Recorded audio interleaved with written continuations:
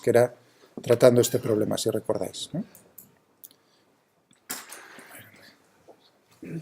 Teníamos una bolita sobre una mesa horizontal sin rozamiento, unida a una cuerda ideal, y en el otro extremo de la cuerda tenemos una bolita que puede hacer un movimiento exclusivamente vertical, no pendular.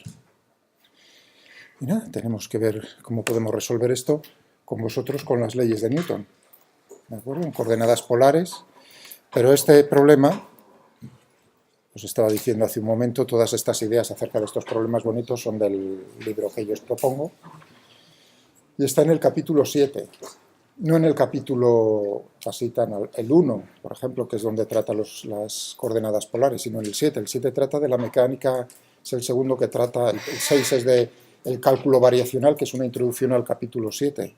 Y a partir del 7 utiliza Lagrange para los siguientes capítulos, o sea que no es que sea solo el 7. Entonces, quiere decir que este problema que estamos tratando, que lo tenéis en el 743, y además con ordenador, como veis ahí, esta indicación significa que lo que va a preguntar se necesita resolver con el ordenador, pues él lo resuelve o lo propone para resolver con la mecánica de Lagrange. Es decir, que este lo podemos en su momento pensar y además ir mucho más rápido cómo podemos llegar a las ecuaciones del movimiento, porque se llega a lo mismo de una manera más agradable. Este es un ejemplo típico de cómo podríamos llegar a las ecuaciones del movimiento sin, entre comillas, sin Newton, sino con una evolución de lo que es la mecánica clásica. O sea, que es un aviso para caminantes, ¿de acuerdo? De que se puede llegar a las cosas de manera más fácil. Bueno, pero nosotros, ya digo, todavía no estamos en eso, sino en darnos cuenta el latazo que dan las leyes de Newton para problemas relativamente sencillos como este, y cómo puede ser sencillo si uno los ataca con la mecánica de Lagrange. Hasta ese momento, simplemente indicaros que lo tenéis como muchos, como el del alambre giratorio, todos esos los tenéis. Bueno, ya habíamos llegado, si no me equivoco, bueno, necesito acordarme de las ecuaciones del movimiento. Teníamos pero eso se llega muy rápidamente, ¿no? Aplicando la segunda ley de Newton. Esta es para la bolita 1, ¿no? Que había puesto sobre la mesa. La normal y el peso se anulan, es decir, que únicamente teníamos la tensión. Aquí está el centro. Cogíamos θ, cogíamos r, entonces teníamos cómo era la componente radial, teníamos la masa por la aceleración radial, que era r punto punto menos la contribución menos la aceleración centrípeta, o sea, más la aceleración centrípeta, como es positivo hacia afuera, con un signo menos, y teníamos entonces r θ punto al cuadrado, eso es la masa por la aceleración, ya en la componente radial, y tenemos únicamente la tensión menos T. En la angular, o sea que teníamos aquí, en esta dirección radial. En la Uθ, lo marco así, ¿no? Ahí es 0, o sea que aquí tendremos, estoy poniendo las fuerzas a la derecha, y a la izquierda tendríamos pues lo que era la aceleración correspondiente a esa dirección. En este problema, a diferencia de, ya os dije el lunes, a diferencia aquí ya uno no se puede, digamos, no lo puede simplificar como en el movimiento circular, porque ahora R no es constante. Es decir que aquí todos estos términos, por ejemplo este, ¿no? O este término, que en el movimiento circular al ser R constante desaparecen, pues ahora ya no desaparecen, los tenemos que dejar ahí. O sea que tenemos como incógnitas R 1, porque estamos con el 1, θ1, R1, θ1, R1, θ1, o sea que R1 depende del tiempo, θ1 depende del tiempo. Y ahora tendríamos, lo voy a dejar en azul para el cuerpo que está colgando, que teníamos así, mg, m sub 2, y aquí tenemos la tensión. Entonces podemos coger, por aquí estaría la cuerda, y tendríamos para esa únicamente la componente radial. Es decir, que tendríamos, aquí es M1, si se me olvida algún, o me lo decís, lo completáis, M sub 2, por R2. R2 θ1 menos R2 θ2 punto al cuadrado igual a, y aquí teníamos mg menos c. La otra componente, como no tenemos no hay un movimiento angular, pues ahí teníamos 0 igual a 0, como recordáis. Porque tenemos una tercera ecuación y aquí tendríamos, naturalmente, ya que considerar ya que θ es constante, θ2 es constante, ¿no? Pues ya podemos eliminar este término, ¿listo? ¿No? Nos quedaría entonces como ecuación simplemente m sub 2 r2 θ punto igual a mg. O sea que tenemos esta, tenemos esta, tenemos esta. Tenemos aquí en principio ya tendríamos, ¿no? Tendríamos como incógnitas que añadir a esta tendríamos que añadir R2 dt. Esta sería la tercera incógnita, vamos a ponerlo aquí con flechas. Pero naturalmente tenemos una más que era la tensión en la cuerda T también va a depender del tiempo, es decir que tenemos una cuarta, tres ecuaciones, pero tenemos una ligadura aquí, ¿no?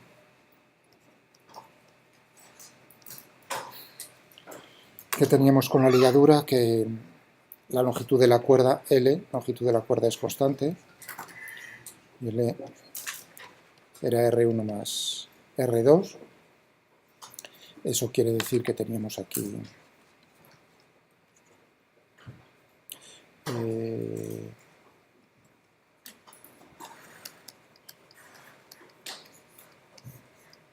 es decir que podemos ir simplificando las ecuaciones.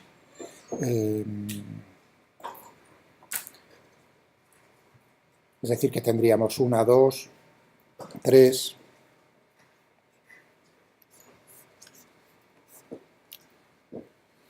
tenemos este también, ¿de acuerdo? Muy bien, vamos a simplificar.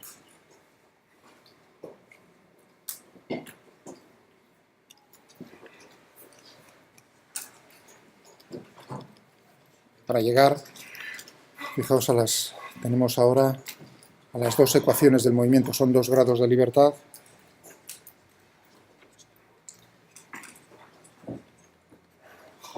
Tenemos 2 grados de libertad.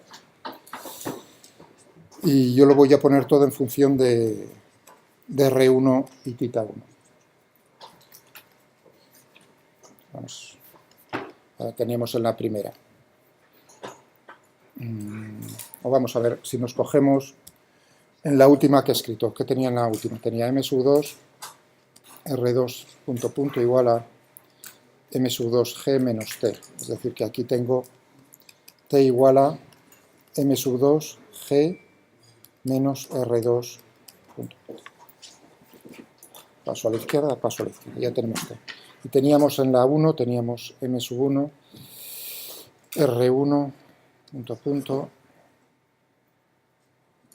menos R1 θ1 punto al cuadrado igual a menos t, es decir, igual a m sub 2 g con un signo menos. Tenemos eso. Es decir, que aquí podríamos ya, y además podemos imponer que R2 punto era 2 era menos R1 punto. ¿Vale? Vamos a agrupar los términos en R1 punto y tenemos m sub 1 más m sub 2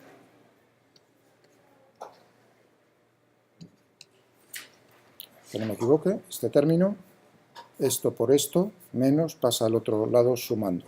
Vale, de acuerdo. ¿Qué más tenemos por aquí? Menos m1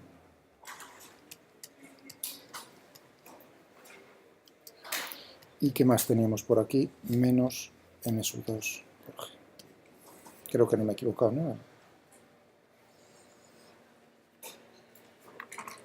Tenemos esta.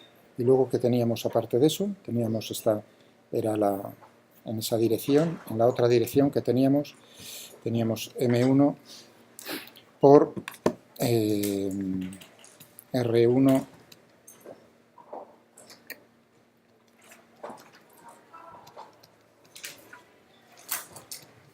los puntos son las derivadas. Y tenemos dos ecuaciones, ¿no? Con dos incógnitas.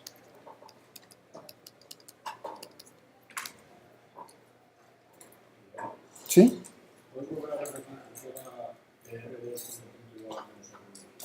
Ahora mismo, con dos incógnitas. ¿Cómo no? Estas son las ecuaciones del movimiento, pero ahora voy otra vez a la ligadura, que es muy importante, ¿no? O sea, que no os olvidéis, son 2 grados de libertad en el movimiento, hay 3 incógnitas, la tensión, o sea, me he eliminado la tensión, estas describen completamente el movimiento. Que me preguntan por la tensión, ¿qué podría hacer? Primero resuelvo esto y luego me ocupo pues con cualquiera de las ecuaciones que tengo, pues por ejemplo, con esta, con cualquiera de las que tengo por ahí, obtengo la tensión. O sea, por eso digo que las ecuaciones que describen el movimiento, en este caso 2, lo describen totalmente, no es que falte por ahí. Luego nos ocupamos de... Si no me preguntan por las fuerzas de ligadura, ¿cuál pasa? Pues ya lo tendremos resuelto de todo.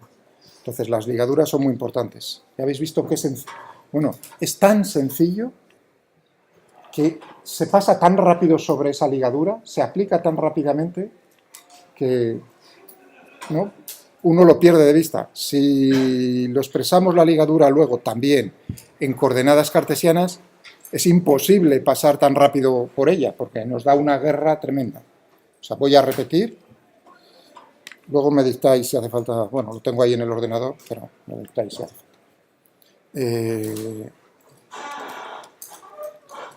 La ligadura. Eso es una restricción en el movimiento. O sea, que es una palabra que se utiliza, fuerza de ligadura. Restricción, lo que hace es restringir el movimiento. Bueno, otra ligadura, por cierto, es la normal. Porque se olvida uno así fácilmente, ¿me entendéis? Ahí tengo la tensión, la fuerza esa obliga a que la distancia sea una determinada entre los, pero también la normal es una ligadura en el sentido de que obliga a que el movimiento de la bolita sea bidimensional sobre la mesa, si no sería tridimensional. Por eso. Bien. Entonces he dicho, es L, la longitud de la cuerda, es constante, ¿no? Eso queda claro. Y entonces ahora uno dice, en el dibujo que tenía, tengo aquí la 1 y la 2. Yo estoy diciendo esta distancia, la distancia radial al origen de coordenadas, lo estoy denotando como R1 y como R2, la distancia al origen. Esa es la coordenada polar en cada una de ellas. Entonces tenemos aquí claramente que R1 más R2 en todo momento tiene que ser igual a L. En cualquier instante. Voy a ponerlo para que veáis la dependencia temporal es igual a L. Eso lo veis, ¿no? Bien sencillo. Entonces ahora uno dice, pero bueno, realmente tú no tienes aquí... Lo que te parecen son las derivadas, la aceleración, es donde... Entonces, ¿cómo logro yo obtener de esta derivando? Si derivo, yo puedo derivar toda la expresión con respecto al tiempo.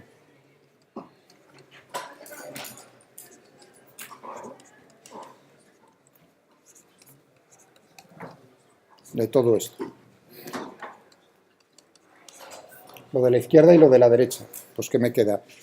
Si L es constante, a la derecha tienes un 0. Y lo que tienes a la izquierda es la derivada de R1, que no pongo vectores, son las distancias, son escalares. Igual a 0. O sea, R1 punto más R2 punto igual a 0. ¿De acuerdo? Fijaos, ahí uno, ya es donde, si uno no tiene cuidado, diría, hay una relación entre las velocidades de un cuerpo y otro directamente, el módulo de la velocidad, y eso no es cierto. Porque ahí es donde tiene uno que recordar cómo es el módulo de la velocidad en coordenadas polares, para un cuerpo general, cómo era el módulo de la velocidad. Teníamos cómo de rápido, combinación, no se os olvide, es muy fácil, combinación de un movimiento rectilíneo y un movimiento circular. Si estoy en un movimiento rectilíneo tengo r punto, ¿no? Y luego tendría, perdón, al cuadrado, luego hago la raíz cuadrada. Y luego en el movimiento circular, que era lo que teníamos, r tita punto, todo al cuadrado y todo ello raíz cuadrada. Claro, sí, en esto sí. R2 punto, de hecho sí es la velocidad del cuerpo 2 que está colgando, porque solamente tiene un movimiento rectilíneo, pero en el cuerpo 1 no. Por lo tanto, ahí hay que tener cuidado con decir que la longitud de la cuerda sea una constante, es decir, que R1 más R2 sea constante, es decir, que la suma de las velocidades es 0, está mal. ¿Habéis visto el pequeño detalle? Está mal. Eso es incorrecto. ¿Lo veis? Bueno, pero yo necesito para la aceleración. ¿Lo has visto para la velocidad? Si le doy otra vez derivo, pues como comprenderás, si derivo toda esta expresión con respecto al tiempo, pues lo que tenemos es naturalmente igual a 0, es decir,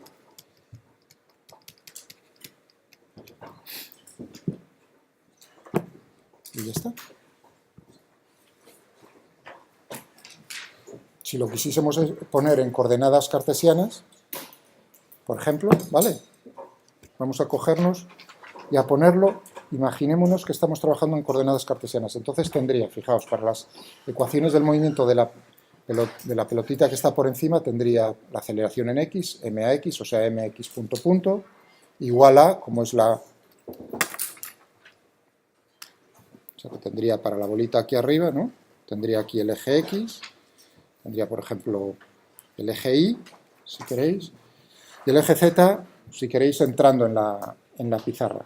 Fijaos, en este momento eso sería incorrecto si yo tuviese que hacer productos vectoriales, entrando en la pizarra, entrando en la pantalla. Pero como no hay productos vectoriales, me da igual que z sea.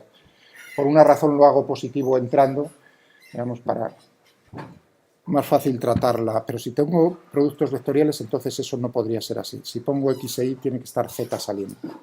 En el momento, ¿está eso entendido? Si no hay productos vectoriales en el problema, podéis escoger los ejes como os dé la gana. Muy bien. Entonces tendríamos que proyectar aquí, ¿no? Tendríamos pues mx punto punto para la 1 igual a, pues bla, bla, bla, y tendríamos que aquí, ¿cómo sería la componente? Bueno, bla, bla, no, tampoco hace falta tanto, la componente menos, ¿no? Tendríamos tx, y si estoy considerando que ya está apuntando hacia el centro, pues tendríamos aquí menos la componente menos tx. Tendríamos m2, m1 y punto punto, ¿no? Igual a, pues tendríamos aquí, vamos a poner con signo más, o sea, tx y ti. Tx y ti. Luego que me salga lo que sea, eso ya no tiene. Y uno dice, esto es más fácil que lo que hacías antes. Bastante más chupado. O sea que por alguna razón será... Y en la otra, en la que está colgando, pues tendríamos m sub 2, como estoy cogiendo z, si queréis, pues z2 punto punto, o sea que aquí tendríamos z1 igual a 0, esa es una de las ligaduras. En la otra tendríamos, que teníamos m2g menos t, siendo t la raíz cuadrada de tx al cuadrado más t al cuadrado. Esa sería otra relación que tenemos ahí. Y ahora la ligadura, que la distancia tiene que ser constante, es decir, que x1 al cuadrado más y1 al cuadrado. Esta es la ligadura que sustituiría la de r1 más r2 igual a l. Raíz cuadrada más z2, perdón, igual a l.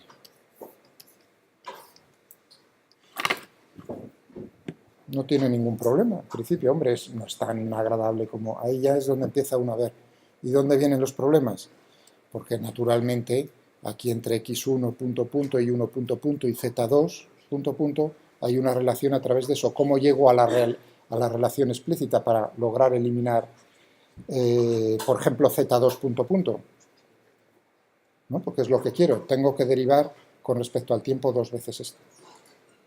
Es decir, que tendría que derivar, todo esto nos quedaría ahora la derivada con respecto al tiempo de x1 al cuadrado más y1 al cuadrado elevado a 1 medio. Ya derivo el tiempo, eso queda 0. Si el de z2 no hay ningún problema, z2 punto punto igual a menos la derivada de todo eso. Y ahora tenemos que aplicar la regla de la cadena.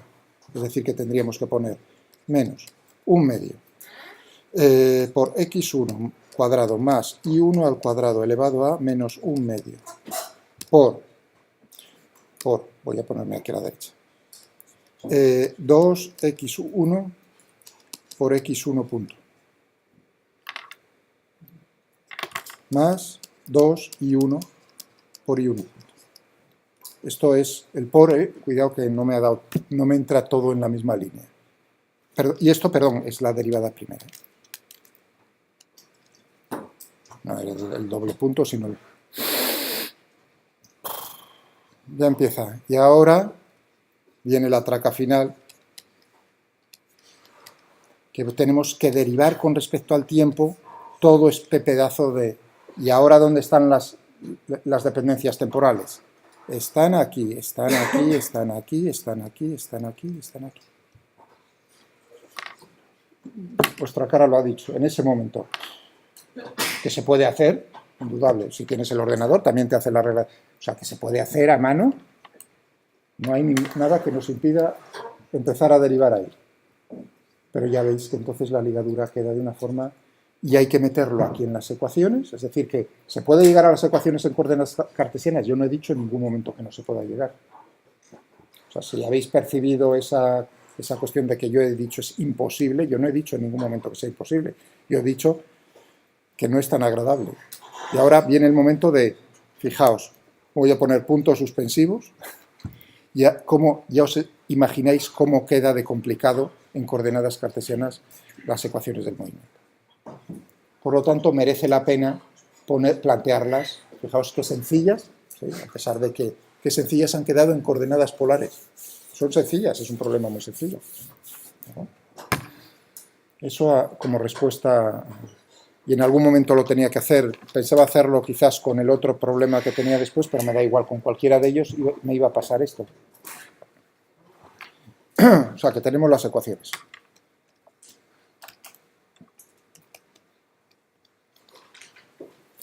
Perdón. PQ.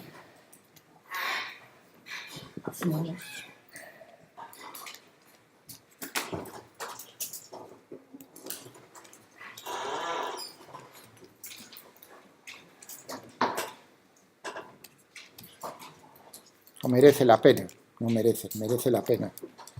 Así. Merece la pena. M1 más M2, R1 punto punto.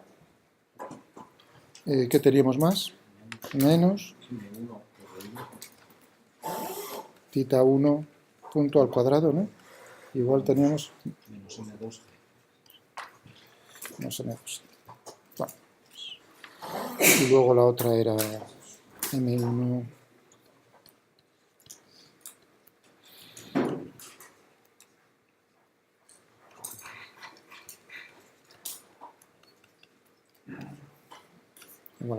Bueno, esta, si os dais cuenta,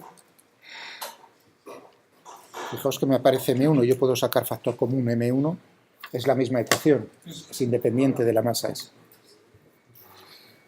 Lo metemos en el ordenador y lo podemos resolver.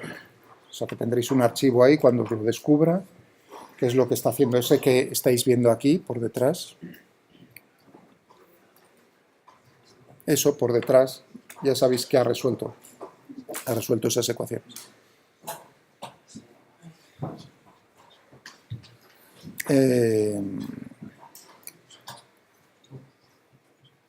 Pues aquí ahí ya tengo para un caso particular, porque estáis viendo que no sale de M1 y M2, no me acuerdo así. Creo, así de memoria, que lo que cogía era dos masas iguales. para ponerlas todavía más sencillas. Pero bueno, ahí con esas expresiones daba igual. Pero si ponemos, para que podáis comparar M1 igual a M2 igual a M, pues entonces que nos quedaba 2M, vamos a ponerlo, y R1 tita 1 ya pongo R tita, eso se refiere para la de R1 igual a R, tita 1 igual a tita, y así no tenemos que escribir. Tanto teníamos R punto punto, menos. ¿Qué tenemos a continuación? 2M, 2M, ¿no? No, menos M, ¿no? R tita punto al cuadrado menos mg. Y la otra pues era R tita punto punto más 2R punto tita punto igual a 0. Vamos a, si no me he equivocado de signos, que es lo que... Si paso este término a la derecha, me queda positivo. Si cojo m como... fijaos que entonces ya puedo, efectivamente, puedo dividir todo por la masa, son masas iguales, es decir, que me queda... ¿no? Ahí incluido, es decir, que me queda 2R punto punto,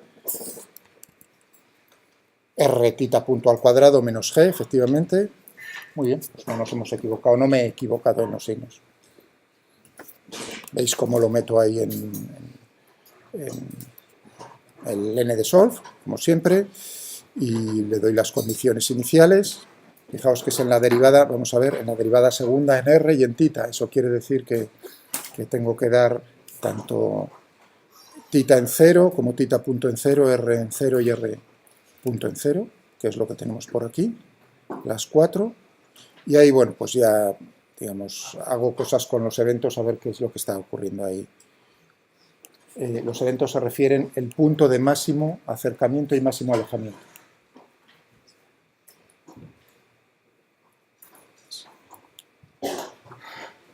En algún sitio hice el... Ahí tenéis la lista de los puntos, los tiempos correspondientes, pero en el dibujo... O sea que todo eso es como estoy jugando con esos puntos que he extraído, y ahí en colorines pues, estáis viendo todos esos puntos en el tiempo de integración. Ahí tenemos para esas condiciones iniciales que pongo en el problema, que podéis ver luego, consultar, es el máximo.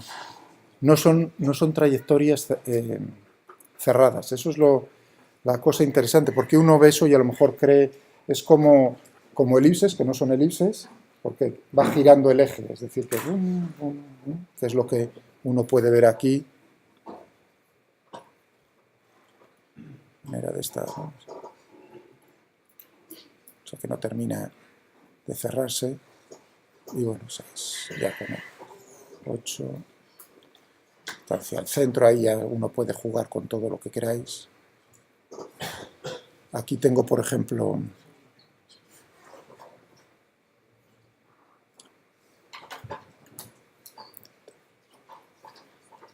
fijaos, esta primera gráfica, sí, rápidamente, tenemos R en función del tiempo. O sea que una vez que le hemos dado a la máquina, ¿no? Fijaos cómo hay oscilaciones. Eso quiere decir, porque uno dice, bueno, realmente no es una oscilación en lo que tengo en la mesa, así estrictamente. Hombre, si uno considera la distancia, eso es una oscilación. Pero bueno, si uno lo quiere ver en el movimiento vertical, eso sí que está oscilando en torno a una posición de equilibrio. Y esa posición de equilibrio es lo que corresponde al problema estándar de primero, por así decirlo, que es tener un movimiento circular. Si tú tienes un movimiento circular en la bolita sobre la mesa, eso quiere decir que la bolita que está colgando ni se mueve, tiene una altura constante.